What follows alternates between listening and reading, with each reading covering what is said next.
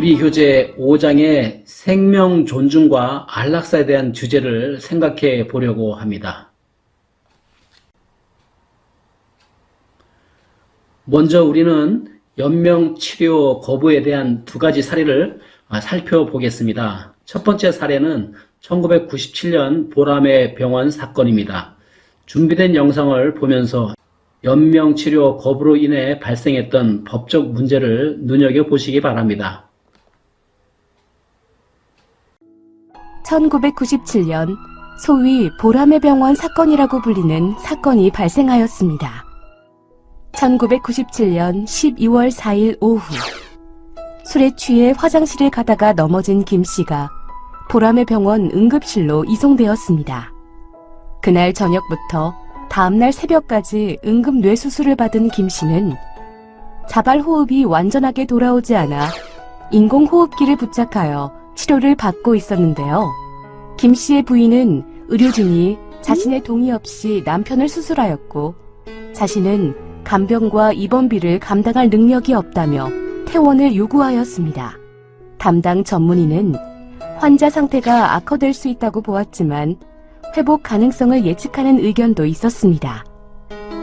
단언하기 어렵지만 당시 김씨는 자발호흡이 가능하지 않았으므로 인공호흡기를 제거하면 사망할 수 있는 상황이었음을 예상할 수 있습니다. 의료진은 김씨 부인이 처음 퇴원을 요구할 때 이를 거절하였지만 퇴원 요구는 계속되었습니다. 다음 날 의료진은 김씨 부인에게 김씨의 사망 가능성을 설명하고 퇴원 후 법적인 이의 제기를 하지 않겠다는 귀가서약서에 서명을 받고 퇴원을 허용하였습니다. 그리고 김씨는 구급차에서 인턴이 작동하는 수동 인공호흡기로 호흡을 유지하면서 집으로 귀가하였습니다. 도착 후 인턴은 인공호흡기 제거 후에 김씨가 사망할 수 있음을 알리고 수동 인공호흡기를 제거하였습니다. 이후 김씨는 5분 만에 사망하였습니다. 이에 검찰은 김씨의 부인을 살인 혐의로 구속하고 담당 의사 3명을 살인죄 공범으로 기소하였습니다. 재판부는 김씨 부인을 부작위에 의한 살인죄, 담당 의사 2명은 살인을 방조한 살인방조죄로 인정하고 인턴은 지시에 따른 퇴원 조치를 하였으므로 무죄 판결을 내렸습니다. 다음 사례는 2008년 김 할머니 사건입니다. 영상을 통해 사건의 개요를 살펴보시기 바랍니다. 다음은 2008년 발생한 세브란스 병원 김할머니 사건입니다. 2008년 2월 18일 김씨 할머니는 기관지 내시경을 이용한 폐종양 조직 검사를 받던 중 과다출혈로 심정지가 발생하였고 결국 김씨 할머니는 뇌사는 아니었지만 의식 없는 식물인간 상태가 되어 인공호흡기를 부착하고 중환자실에서 연명의료를 받게 되었습니다. 그런데 할머니는 평소 무의미한 연명의료에 대해 부정적이었기 때문에 가족은 의료진에게 연명의료 중단을 요청하였습니다. 의료진은 연명의료 중단에 대한 법적 근거가 없어 가족의 요청을 거절하였지만 김씨 할머니 가족은 할머니의 뜻과 존엄성을 훼손하는 연명의료를 중단하기 위해 인공호흡기 제거 청구 소송을 진행하였습니다.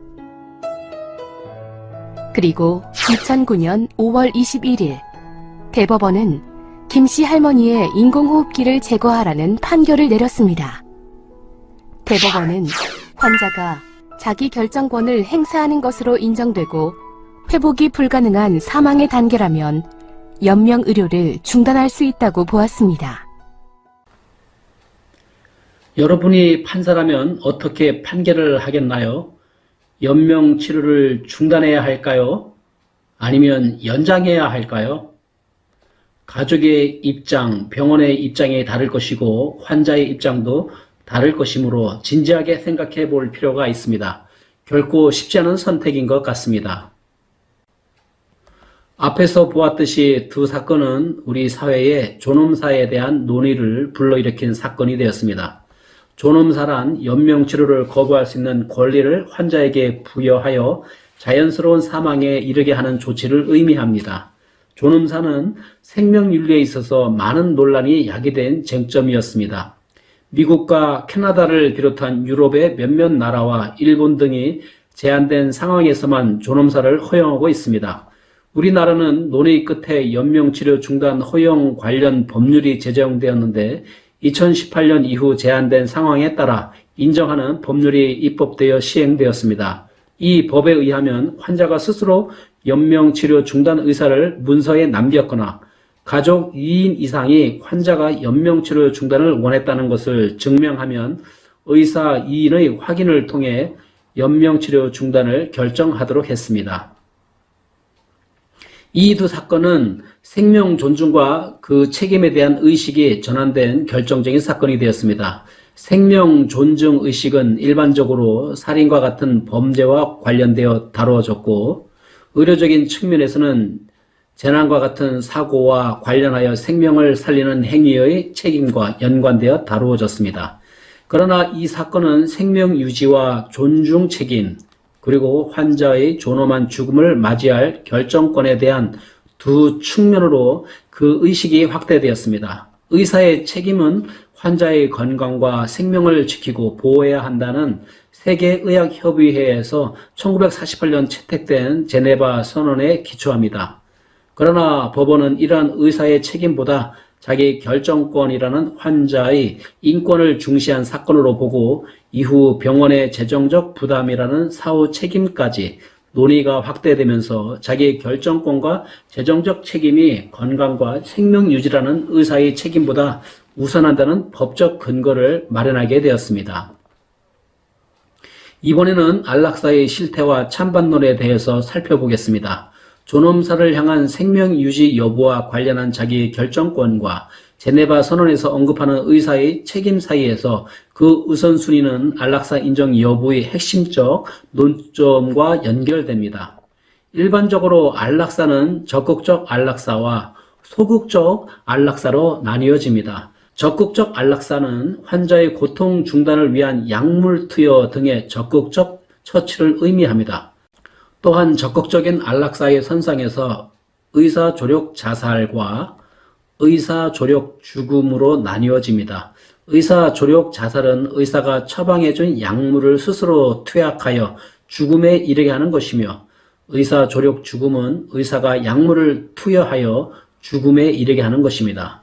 반면 소극적 안락사는 일반적으로 존엄사와 같은 의미로 사용됩니다. 소극적 안락사는 연명치료를 중단하거나 생명유지 장치를 제거하여 자연스러운 죽음에 이르게 하는 것입니다. 현재 대한민국 법은 적극적 안락사, 즉 의사조력 자살이나 의사조력 죽음을 금하고 있으며 연명치료 중단만을 인정하고 있습니다. 2019년 서울신문의 조사에 의하면 대한민국 국민의 안락사에 대한 긍정적 인식이 약 80%가 되는 것으로 나타났습니다. 이러한 통계가 보여주듯 법의 제한을 피해 해외에서 안락사를 시도했거나 시도하려는 움직임이 있습니다. 영국과 네덜란드, 독일, 스위스는 안락사와 존엄사를 포괄적으로 인정하고 있습니다. 안락사와 존엄사를 인정한다면 이 모든 결정의 근거는 자기 결정권입니다. 자기 결정권은 모든 살아있는 인류가 가진 가장 기본적인 권리이며 자유라 할 수 있습니다. 그러나 이러한 자기 결정권이 생명의 가치라는 측면과 비교하여 무엇이 우선하는 것인가 하는 문제는 심각하게 논의되어야 할 주제입니다. 히포크라테스 선서와 이를 기초한 제네바 선언은 생명의 부여와 사망은 신의 영역임을 명시하고 의료인의 입장에서 생명을 지키기 위한 최선의 노력을 다할 것을 맹세하고 있습니다. 이에 기초하여 수립된 나이팅게일 선서는 인간의 생명에 해로운 일은 어떤 상황에서도 하지 않겠습니다 라는 선언과 함께 간호라는 직무가 이를 위하여 하나님께서 부여하신 신성한 소명이라는 점을 강조하고 있습니다. 생명의 신성함을 강조하는 이러한 의료 선언은 생명에 대한 기독교적 가치와 일맥상통한다 할 수 있겠습니다. 지금부터는 기독교적 관점에서 바라본 생명의 가치에 대해서 알아보겠습니다. 현대 의학 기술의 발달로 의료기기에 의해 생명을 연명하는 것은 다른 문제로 접근해야 할 듯합니다. 과거 같으면 생로병사의 순리를 따라 나이 들고 질병이 찾아오면 쇠약해져 생을 마감하던 것이 자연스러운 것이었습니다. 그러나 현대에 와서는 의식이 없더라도 인공호흡기 착용의 의학적 시술로 치료와 회복에 기대 없이 임종 과정의 기간만을 연장하는 것이라면 환자나 가족의 소극적 안락사에 대한 신중한 의견 접근도 중요할 것입니다. 기독교 신앙은 원칙적으로 생명의 신성한 가치에 대해 절대성을 최우선에 두고 있습니다. 창세기 2장에서는 여호와 하나님이 땅의 흙으로 사람을 지으시고 생명의 기운을 그 코에 불어 넣으시니 사람이 생명체가 되었다라는 말씀을 통해 하나님께서 생명의 창조자이시며 인간에게 생명을 주시는 분이심을 선포합니다.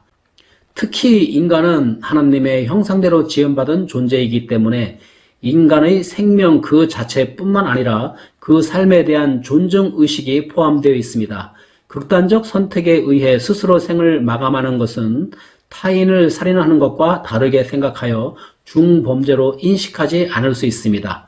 내 생명을 내가 왜 마음대로 못해? 라고 할지 모르겠지만 그러나 생명을 스스로 포기하고 극단적 선택을 통해 생명을 마감하는 것은 하나님이 주신 생명의 가치에 대한 경시로 중대한 저항이며 하나님이 주신 생명을 인간의 폭력이나 자발적 선택에 의하여 극단적 방법으로 사망에 이르게 하는 것은 사회적으로나 도덕적으로 더 나아가서 성경적 관점에서 봐도 분명한 범죄입니다.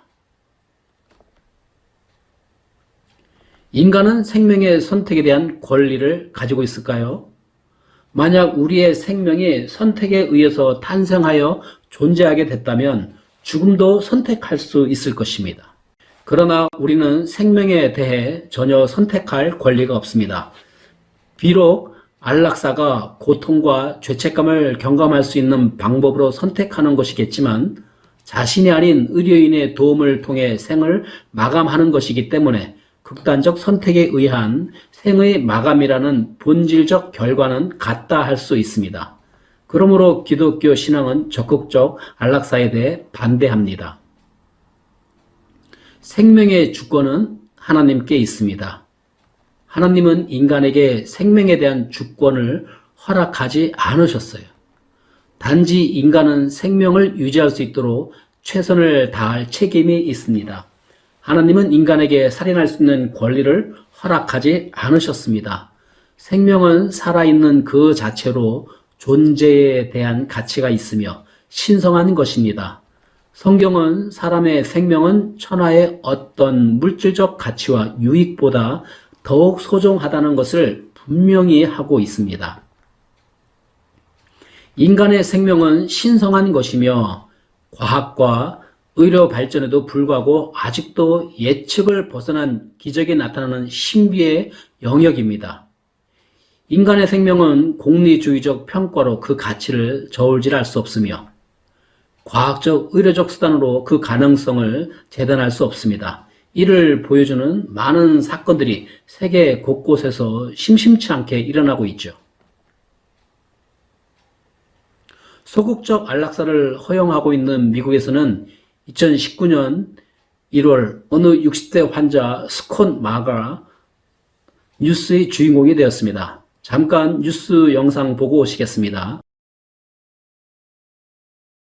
They call Scott Marr the Miracle Man.